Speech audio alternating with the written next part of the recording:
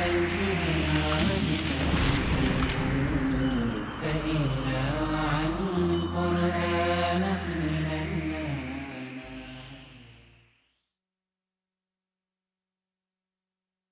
الحمد للہ رب العالمین والصلاة والسلام علی سید الانبیاء والمرسلین اما بعد اعوذ باللہ من الشیطان الرجیم بسم اللہ الرحمن الرحیم صبغۃ اللہ ومن احسن من اللہ صبغۃ ونحن له عابدون قل أتحاجوننا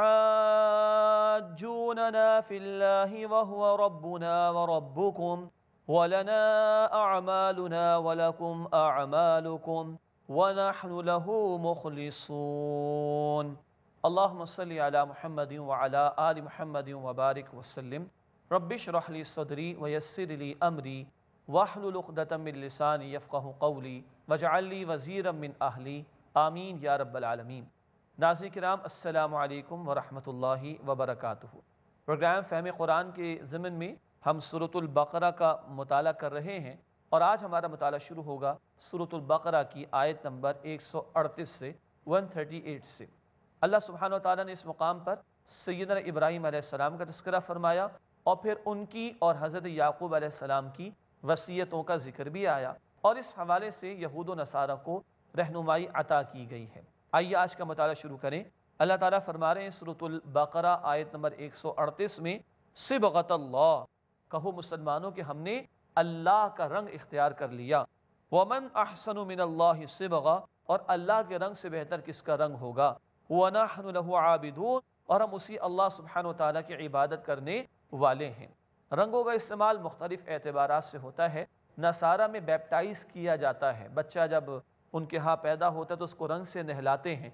اللہ تعالیٰ فرما رہے ہیں یہ ظاہری رنگوں میں کچھ نہیں رکھا، اصل رنگ اللہ کی اطاعت کا رنگ ہے، اس کو اختیار کرو، اور وہ کیا ہے؟ اس کی بندگی کرنا، جیسے کہ یہاں پر فرمایا گیا وَنَحْنُ لَهُ عَابِدُونَ، اور ہم اسی اللہ کی عبادت کرنے والے ہیں۔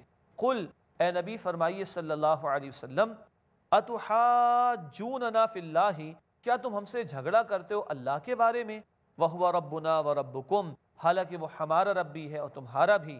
وَلَنَا أَعْمَالُنَا وَلَكُمْ أَعْمَالُكُمْ، اور ہمارے لیے ہمارے اعمال ہیں اور تمہارے لیے تمہارے اعمال ہیں۔ وَنَحْنُ لَهُ مُخْلِصُونَ، اور ہم اسی اللہ کے لیے خالص ہیں، مخلص ہیں۔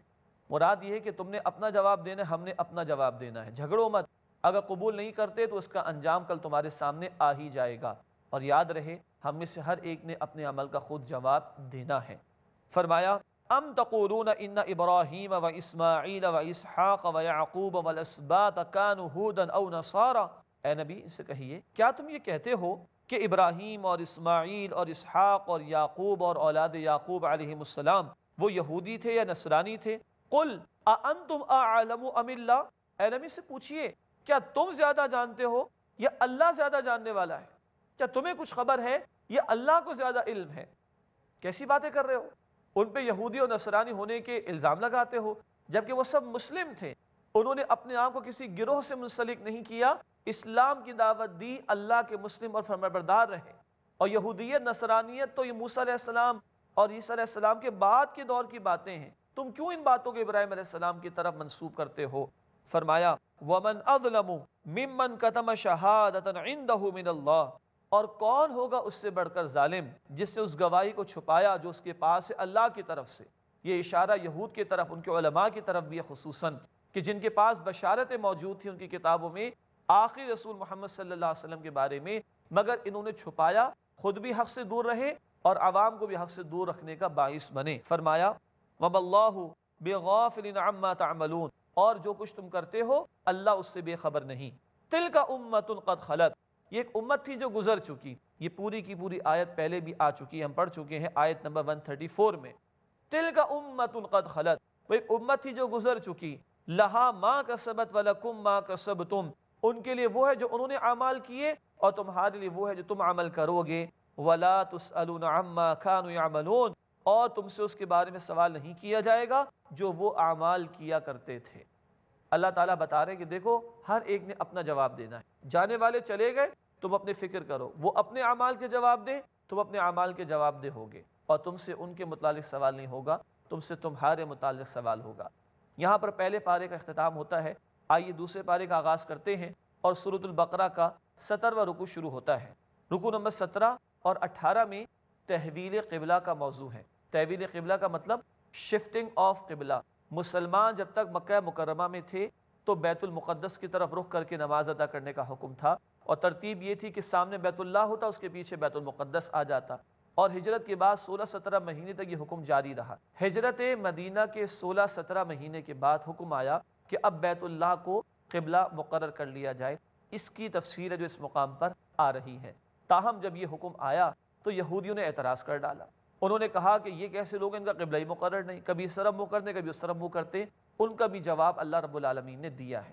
فرمایا سیقول السفہاء من الناس، ان قریب لوگوں میں سے بے وقوف لوگ کہیں گے، ما ولاہم عن قبلتہم التی کانوا علیہا، کہ کس چیز نے مسلمانوں کو پھیر دیا اس قبلے سے جس پر یہ تھے، یہ کیا ہو گیا؟ اب بیت المقدس کی جگہ بیت اللہ کی طرف منہ کر کے نماز پڑھنے کا حکم آ گیا ان کے لیے۔ یہ کیسے لوگ ہیں؟ یہ کیسا دین ہے؟ قل للہ المشرق والمغرب، اے نبی صلی اللہ علیہ وسلم فرما دیجئے مشرق اور مغرب تو اللہ ہی کے لیے ہے۔ یہدی من یشاء الی صراط مستقیم، اللہ جس کو چاہتا ہے ہدایت دیتا ہے سیدھے راستے کی طرف۔ اللہ تعالیٰ کسی خاص سمت میں، ڈائریکشن میں مقید یا کنفائنڈ نہیں ہے۔ جس طرف بھی رخ پھیرو گے، سورۃ البقرہ کی آیت 115 میں ذکر آیا، اللہ کے رخ انور کو پاؤ گے۔ تو مشرق و مغرب سب اللہ کے لیے ہیں، جب جو چاہے حکم دے، وہ علی کل شیء قدیر، کل اختیار رکھنے والا ہے۔ یہدی من یشاء الی صراط مستقیم، اللہ جس کو چاہتا ہے ہدایت دیتا ہے سیدھے راستے کی طرف۔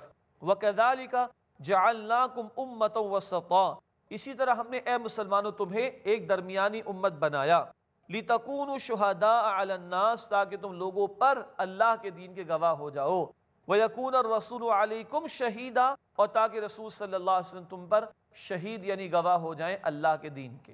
یہ بہت قیمتی آیت ہے مسلمانوں کی ذمہ داری کے بیان کے حوالے سے۔ تحویل قبلہ تو ہو رہا ہے، شفٹنگ و قبلہ تو ہو رہا ہے، بیت المقدس کی بجائے بیت اللہ کو قبلہ بنانے کا حکم تو آ رہا ہے، مگر صرف یہ شفٹنگ آف قبلہ ہی نہیں بلکہ یہ شفٹنگ آف امہ بھی ہے۔ یہ تبدیلی صرف قبلے کی نہیں بلکہ یہ تبدیلی امت کی تبدیلی بھی ہے۔ بیت المقدس کی نسبت بنی اسرائیل سے تھی، اب ان کو معزول کر کے نبی کریم صلی اللہ علیہ وسلم کی امت کو امت مسلمہ کے منصب پر فائز کیا جا رہا ہے۔ تو یہ تبدیلی قبلہ، شفٹنگ آف قبلہ، علامت ہے تبدیلی امت کی بھی۔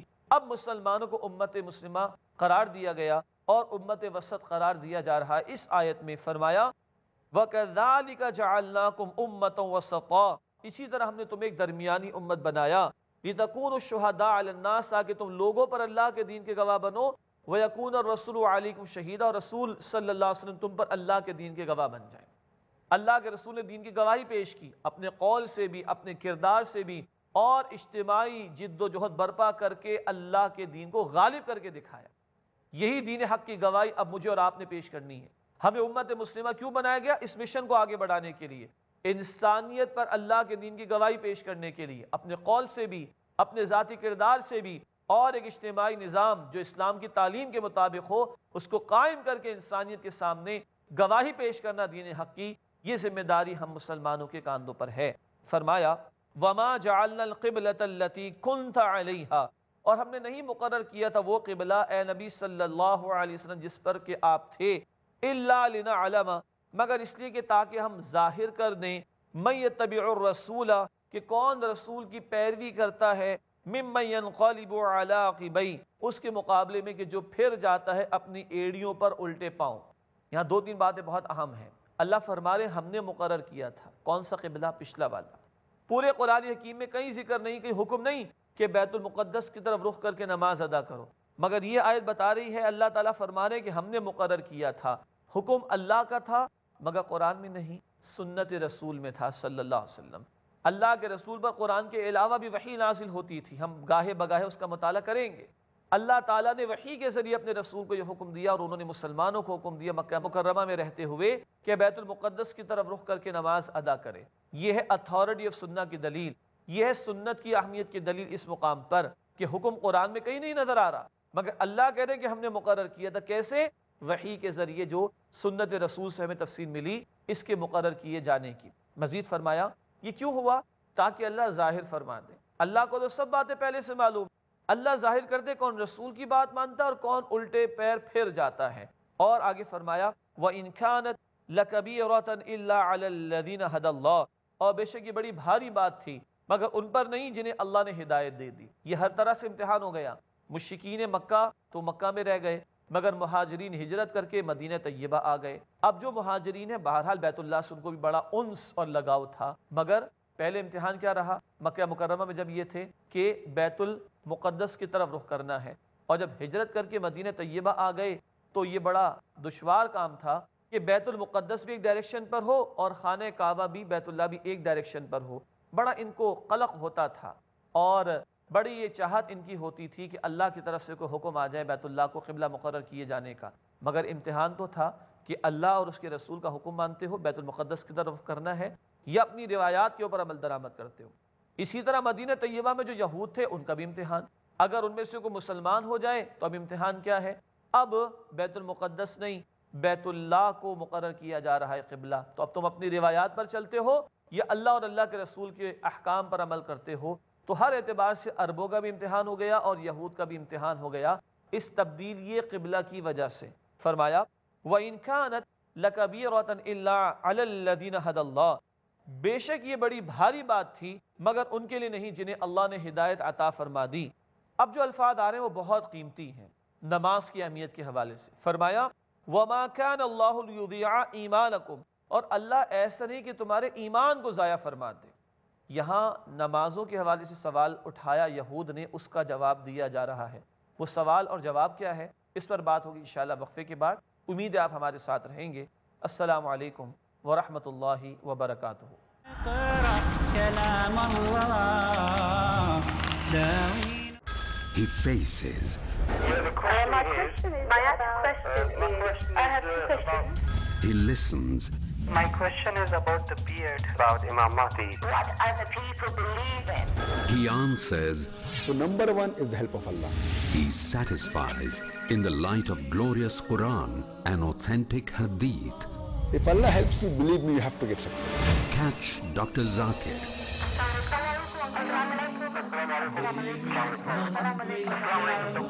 Then we have the next call, please. to get convincing and valid answers in Dial Dr. Zakir ہر جمعہ رات 8 بجے اور دوبارہ صبح 10 بجے انڈیا میں پیس ٹی وی اردو پر۔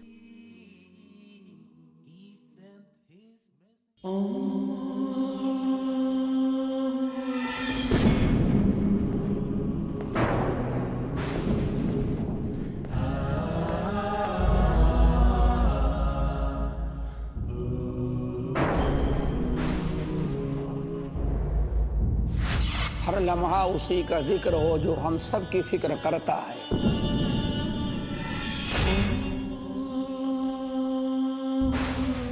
پورا اپنا وعدہ کرتا ہے، ہم سب کا رزق کشادہ کرتا ہے۔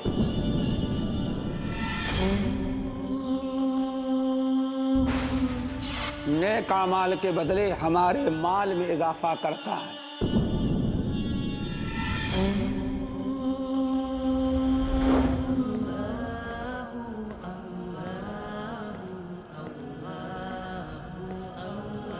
اختیار میں جو نوازتا ہے بے حساب، رزق میں خیر و برکت کے اسباب۔ اگلا پروگرام پیس ٹی وی اردو پر۔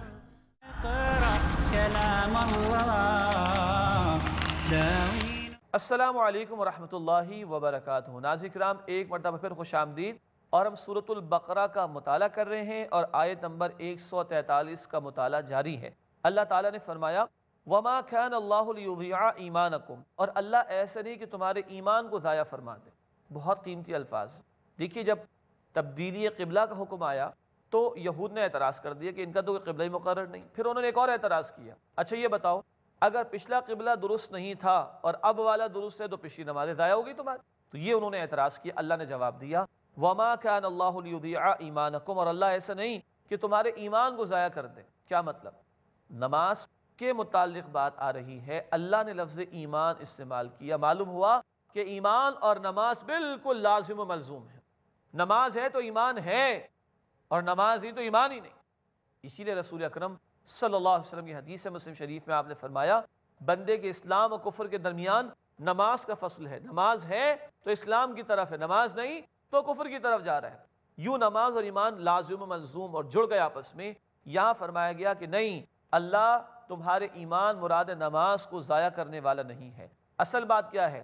پہلے بھی اللہ کا حکم تھا بیت المقدس کی طرف رخ کر کے نماز ادا کرنے کا، اس وقت وہی عبادت تھی۔ اب حکم ہے بیت اللہ کو قبلہ بنانے کا، تو اب یہی عبادت ہے، اسی حکم پر عمل ہوگا تو اجر و ثواب ملے گا۔ فرمایا ان اللہ بالناس لرؤوف الرحیم، بے شک اللہ سبحانہ وتعالی لوگوں پر بڑا شفقت فرمانے والا، رحم فرمانے والا ہے۔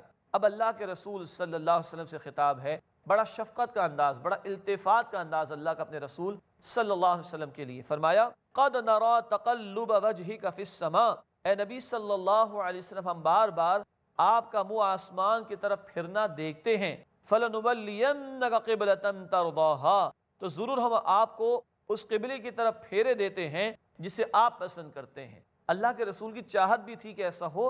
اللہ نے اپنے رسول صلی اللہ علیہ وسلم پر التفات فرمایا اور یوں فرمایا کہ ہم پھیرے دیتے آپ کو اسی کی طرف جس کو آپ پسند کرتے ہیں۔ فولی وجہک شطر المسجد الحرام، بس آپ اپنے چہرے کو مسجد حرام کی طرف پھیر لیجئے۔ وحیث ما کنتم، اور اے مسلمانوں تم جہاں کہیں بھی ہو، فولوا وجوہکم شطرا، تم بھی اپنے چہرے اسی کی طرف مسجد حرام کی طرف پھیر لیا کرو۔ وَإِنَّ الَّذِينَ أُوتُوا الْكِتَابَ، اور بے شک وہ لوگ جنہیں کتاب عطا کی گئی، لَيَعْلَمُونَ أَنَّهُ الْحَقُّ مِنْ رَبِّهِمْ، وہ ضرور جانتے ہیں کہ یہ حق ہے ان کے رب کی طرف سے۔ اہل کتاب کی کتابوں میں آخری رسول کی بشارات بھی تھیں، تو آخری قبلہ بیت اللہ ہوگا اس کا ذکر بھی تھا، تو ان کے منہ بھی بند کرا دیے گئے یہ بات بیان فرما کر۔ فرمایا وَمَا اللَّهُ بِغَافِلٍ عَمَّا يَعْمَلُونَ، اور اللہ اس سے بے خبر نہیں جو کچھ یہ لوگ کرتے ہیں۔ وَلَئِنْ أَتَيْتَ الَّذِينَ أُوتُوا الْكِتَابَ بِكُلِّ آيَةٍ، اور اگر اے نبی صلی اللہ علیہ وسلم آپ ان اہل کتاب کے پاس تمام ہی نشانیاں لے آئیں، مَا تَبِعُوا قِبْلَتَكَ، تو تب بھی یہ آپ کے قبلے کی پیروی نہیں کریں گے۔ یہ تو حسد کا شکار ہو گئے نا، تعصب کا شکار ہو گئے۔ کتنی نشانیاں آپ ان کو دکھا دیں، کتنے معجزے آپ ان کو دکھا دیں، یہ آپ کی اتباع، آپ کے قبلے کی پیروی نہیں کریں گے۔ وَمَا أَنْتَ بِتَابِعٍ قِبْلَتَهُمْ، اور نہ آپ ان کے قبلے کی پیروی کرنے والے ہیں۔ وَمَا بَعْضُهُمْ بِتَابِعٍ قِبْلَةَ بَعْضٍ، اور ان میں سے کوئی ایک دوسرے کے قبلے کی پیروی کرنے والا نہیں ہے۔ بیت المقدس کو لیجئے، مشرقی گوشہ عیسائیوں نے مقرر کر لیا، مغربی گوشہ یہود نے مقرر کر لیا، یہ تو ایک دوسرے سے بھی اتفاق نہیں رکھتے۔ وَلَئِنِ اتَّبَعْتَ أَهْوَاءَهُمْ مِنْ بَعْدِ مَا جَاءَكَ مِنَ الْعِلْمِ، اور اگر آپ صلی اللہ علیہ وسلم نے بالفرض ان کی خواہشات کی پیروی کی اس کے بعد کہ آپ کے پاس علم آ گیا، إِنَّكَ إِذًا لَمِنَ الظَّالِمِينَ، تو اس صورت میں بے شک آپ بے انصاف لوگوں میں سے ہوں گے۔ ناظرین کرام نوٹ کیجئے گا، اس طرح کے مواقع پر خطاب ہوتا ہے رسول کریم صلی اللہ علیہ وسلم سے، مگر ہمیں رہنمائی عطا کی جا رہی ہوتی ہے۔ فرمایا کہ إِنَّكَ إِذًا لَمِنَ الظَّالِمِينَ، اگر ایسا ہوا، ان کی خواہشات کی پیروی ہوئی، تو بے شک آپ بے انصاف لوگوں میں سے ہو جائیں گے۔ الَّذِينَ آتَيْنَاهُمُ الْكِتَابَ يَعْرِفُونَهُ كَمَا يَعْرِفُونَ أَبْنَاءَهُمْ، اور جنہیں ہم نے کتاب عطا کی ہے، وہ یعنی نبی صلی اللہ علیہ وسلم کو ایسے جانتے ہیں جیسے اپنے بیٹوں کو جانتے ہیں۔ جتنی وضاحت سے ایک انسان اپنے بیٹوں کو جانتا ہے، اتنی ہی نشانیاں ان کی کتابوں میں یہود و نصارہ کی موجود تھیں، اور یہ رسول کریم صلی اللہ علیہ وسلم کو اپنے بیٹوں کی طرح جانتے تھے، مگر انکار کرتے تھے، حق کو جھٹلاتے تھے۔ فرمایا وَإِنَّ فَرِيقًا مِّنْهُمْ لَيَكْتُمُونَ الْحَقَّ وَهُمْ يَعْلَمُونَ، اور بے شک ان میں سے گروہ ہے جو حق کو چھپاتا ہے حالانکہ وہ جانتے بھی ہیں۔ کیا جانتے ہیں؟ کہ حق ان کے سامنے واضح ہو گیا، اور یہ جو کر رہے ہیں غلط کر رہے ہیں، دنیا کے چند ٹکوں کی خاطر اللہ کے دین کا سودا کر رہے ہیں، اللہ کے رسول کی دعوت کا انکار کر رہے ہیں، یہ اچھی طرح ان کو معلوم ہے۔ اللہ تعالی ہمیں محفوظ رکھے اس روش سے کہ جانتے بوجھتے حق کا انکار کیا جائے۔ فرمایا الحق من ربک، حق تو آپ کے رب کی طرف سے ہے، فلا تکونن من الممترین، تو بے شک آپ صلی اللہ علیہ وسلم شک کرنے والوں میں سے مت ہو جائیے گا۔ وَلِكُلِّ وِجْهَةٌ هُوَ مُوَلِّيهَا فَاسْتَبِقُوا الْخَيْرَاتِ، ہر ایک کے لیے ایک سمت مقرر ہے جس کی طرف وہ رخ کرتا ہے، بس اے مسلمانوں تم خیرات، نیکی کے، بھلائی کے، خیر کے کاموں میں ایک دوسرے سے سبقت کرنے کی کوشش کرو۔ ہر انسان اپنی لائف کے لیے کوئی ویژن سوچتا ہے، کوئی مشن بناتا ہے، کوئی مقصد طے کرتا ہے۔ بندہ مومن کا مقصد کیا ہو؟ اللہ راضی ہو جائے، ہر ایک نے اپنے لیے کوئی رخ متعین کر رکھا ہے اور اسی کی طرف وہ دوڑا چلا جا رہا ہے اور اسی کے لیے وہ محنت کرتا چلا جا رہا ہے. ہمیں کیا کہا جا رہا ہے؟ فَاسْتَبِقُوا الْخَيْرَاتِ، تم خیرات کے کاموں میں، نیکی کے کاموں میں، بھلائی کے کاموں میں، اللہ کی فرمانبرداری کے کاموں میں سبقت کرنے کی کوشش کرو، ایک دوسرے سے آگے بڑھنے کی کوشش کرو. انسان میں جذبات ہوتے ہیں، فطری جذبات ہوتے ہیں، غصے کے بھی اور دیگر امور میں بھی، اور ایک جذبہ کمپٹیشن کا بھی ہوتا ہے، سبقت کا بھی ہوتا ہے، میں نمایاں ہو جاؤں، دوسروں کو پیچھے چھوڑ دوں. اللہ کہتا ہے تم کن چیزوں میں سبقت کرتے ہو؟ مال میں، جائیداد میں. جب موت آئے گی تو سب پڑا رہ جائے گا. جائے گا جب جہاں سے کچھ بھی نہ ساتھ ہوگا، 2 گز کفن کا کپڑا تیرا لباس ہوگا. سب ٹھاٹ پڑا رہ جائے گا جب لات چلے گا بنجارا، کچھ ہاتھ آنے والا نہیں، پلٹ کر تو اللہ کی طرف جانا ہوگا. باقی تمہارے ساتھ جانے والی چیزیں وہ کیا ہیں؟ فقط تمہارے اعمال، نیک بھی ہو سکتے ہیں، بد بھی ہو سکتے ہیں. کیا کرو؟ ہر ایک کا رخ حیات ہے، ہر ایک نے اپنی زندگی کا رخ متعین کر رکھا ہے، اس کے لیے محنت کر رہا ہے. وہ فَاسْتَبِقُوا الْخَيْرَاتِ، تم خیرات کے، خیر کے، بھلائی کے کاموں میں ایک دوسرے سے آگے بڑھنے کی کوشش کرو. اَيْنَمَا تَكُونُوا يَأْتِ بِكُمُ اللَّهُ جَمِيعًا، تم جہاں کہیں بھی ہوگے اللہ تم سب کو اکٹھا کر لے گا، جمع فرما دے گا. اِنَّ اللَّهَ عَلَى كُلِّ شَيْءٍ قَدِيرٌ، بے شک اللہ ہر شے پر قدرت رکھنے والا ہے. مزید تکرار آ رہی، ریپیٹیشن آ رہی ہے قبلے کی تبدیلی کے حوالے سے. کیوں؟ یہ بڑا بھاری معاملہ تھا ہضم کرنا، لوگوں کے لیے عمل کرنا اس پر، تو بار بار آیات میں اس کا ذکر آ رہا ہے. فرمایا وَمِنْ حَيْثُ خَرَجْتَ فَوَلِّ وَجْهَكَ شَطْرَ الْمَسْجِدِ الْحَرَامِ، اور اے نبی صلی اللہ علیہ وسلم جہاں کہیں سے آپ نکلیں اپنے رخ کو مسجد حرام کی طرف کر لیں. وَإِنَّهُ لَلْحَقُّ مِنْ رَبِّكَ، اور بے شک وہ آپ کے رب کی طرف سے حق ہے. وَمَا اللَّهُ بِغَافِلٍ عَمَّا تَعْمَلُونَ، اور اللہ اس سے بے خبر نہیں اے لوگو جو کچھ کہ تم کرتے ہو. مزید تکرار دیکھیں، مزید دہرایا گیا اس بات کو. وَمِنْ حَيْثُ خَرَجْتَ فَوَلِّ وَجْهَكَ شَطْرَ الْمَسْجِدِ الْحَرَامِ، اور جہاں کہیں سے اے نبی صلی اللہ علیہ وسلم آپ نکلیں تو اپنے رخ کو مسجد حرام کی طرف کر لیجئے. وَحَيْثُ مَا كُنْتُمْ، اور اے مسلمانوں جہاں کہیں بھی تم ہو، فَوَلُّوا وُجُوهَكُمْ شَطْرَ، تو اپنے رخ کو اسی کی طرف پھیر لو. یہ اللہ تعالیٰ بار بار تکرار کرا رہے ہیں اور یہی مسلمانوں کو یونٹی دینے والی شے ہے. ساری دنیا کے مسلمان جب بھی نماز میں کھڑے ہوں گے سب کا رخ بیت اللہ کی طرف ہوگا. اس سے ایک مرکزیت ملتی ہے کہ اتحاد کا مظاہرہ ہوتا ہے مسلمانوں میں. فرمایا وَحَيْثُ مَا كُنْتُمْ فَوَلُّوا وُجُوهَكُمْ شَطْرَ، اور تم اے مسلمانوں جہاں کہیں بھی ہو اپنے رخ کو اسی کی طرف پھیر لو. لِأَلَّا يَكُونَ لِلنَّاسِ عَلَيْكُمْ حُجَّةٌ، تاکہ لوگوں کے لیے اب تمہارے مقابلے میں کوئی دلیل باقی نہ رہے. إِلَّا الَّذِينَ ظَلَمُوا مِنْهُمْ، سوائے ان کے کہ جو ان میں سے بے انصافی پر اتر آئیں. فَلَا تَخْشَوْهُمْ، بس تم ان سے نہ ڈرو. وَخْشَوْنِي، اور مجھ سے ڈرو. وَلْيُتِمَّ نِعْمَتِي عَلَيْكُمْ، اور تاکہ میں اپنی نعمت تم پر مکمل فرما دوں. وَلَعَلَّكُمْ تَهْتَدُونَ، اور تاکہ تم ہدایت پا جاؤ. كَمَا أَرْسَلْنَا فِيكُمْ رَسُولًا مِّنْكُمْ، جیسا کہ ہم نے تم میں ایک رسول تمہیں میں سے بھیجا. يَتْلُو عَلَيْكُمْ آيَاتِنَا، وہ تم پر ہماری آیات کی تلاوت فرماتے ہیں. وَيُزَكِّيكُمْ، تمہارا تزکیہ فرماتے ہیں. وَيُعَلِّمُكُمُ الْكِتَابَ، تمہیں کتاب یعنی احکام کی تعلیم دیتے ہیں. والحکمہ، اور حکمت کی باتیں سکھاتے ہیں. وَيُعَلِّمُكُمْ مَا لَمْ تَكُونُوا تَعْلَمُونَ، اور تمہیں وہ کچھ سکھاتے ہیں جس کا تمہیں علم نہیں. یہ باتیں کہ قرآن کی تلاوت، قرآن کے ذریعے تزکیہ، قرآن کے احکام کی تعلیم اور حکمت کی تعلیم، اس سے پہلے ہم نے سورۃ البقرہ کی آیت نمبر 129 میں بھی ان کا مطالعہ کیا ہے. وہاں ابراہیم علیہ السلام کی دعا کا ذکر تھا، یہاں اللہ رب العالمین کے ایک احسان کا ذکر ہے کہ تمہیں میں سے اللہ نے رسول صلی اللہ علیہ وسلم کو بھیجا ہے. اور فرمایا وَيُعَلِّمُكُمْ مَا لَمْ تَكُونُوا تَعْلَمُونَ، تمہیں وہ کچھ سکھاتے ہیں جو تمہارے علم میں نہیں. فَاذْكُرُونِي أَذْكُرْكُمْ، تم مجھے یاد کرو میں تمہیں یاد کروں گا. بڑا پیارا جملہ اللہ کی طرف سے، جمعے کے خطبات میں آخر میں ہم سنتے بھی ہیں. فَاذْكُرُونِي أَذْكُرْكُمْ، اللہ فرما دے تم مجھے یاد کرو میں تمہیں یاد کروں گا. آج ہم اپنے ماحول میں جائزہ لیں، اپنا بھی اور دوسروں کا بھی. دنیا بڑی یاد ہے، دنیا کے اسباب بڑے یاد ہیں، وسائل بڑے یاد ہیں، جائیدادیں بڑی یاد ہیں. اللہ بھی یاد رہتے ہیں کہ نہیں؟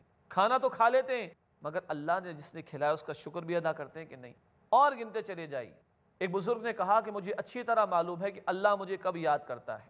کہا کیسے؟ کہا دیکھیے آیت میں لکھا ہے فَاذْكُرُونِي أَذْكُرْكُمْ، اللہ فرما دے تم مجھے یاد کرو میں تمہیں یاد کروں گا. اگر ہم یہ جائزہ لینا چاہتے ہیں کہ اللہ ہمیں کتنا یاد رکھتا ہے تو ہمیں یہ جائزہ لینا چاہیے کہ ہم اللہ کو کتنا یاد رکھتے ہیں. فَاذْكُرُونِي، تم مجھے یاد کرو. أَذْكُرْكُمْ، میں تمہیں یاد رکھوں گا. وَاشْكُرُوا لِي، اور میرا شکر ادا کرو. وَلَا تَكْفُرُونَ، اور میری ناشکری نہ کرو. اللہ کا شکر کیا ہے؟ دل میں احسان مندی کے جذبات کے کروڑ نعمتیں اس سے بغیر مانگے عطا فرمائی. زبان پر اللہ کی شکر کے ترانے نبی کریم صلی اللہ علیہ وسلم نے ہر موقع کی دعائیں ہمیں سکھا دی، اور پورے وجود کو اللہ کی اطاعت میں استعمال کرنا یہ شکر کا تیسرا پہلو ہے۔ تو دل سے شکر، زبان سے شکر، اور پورے وجود اور عمل سے شکر کرنا۔ واشکرولی، اور میرا شکر ادا کرو، ولا تکفرون، اور میری ناشکری نہ کرو۔ ناظرین کرام، اس مقام پر آ کر 18 رکوع مکمل ہوئے، تفصیلی باتیں بنی اسرائیل کے متعلق بھی آ گئیں، کچھ اور موضوعات بھی ہم نے سمجھے۔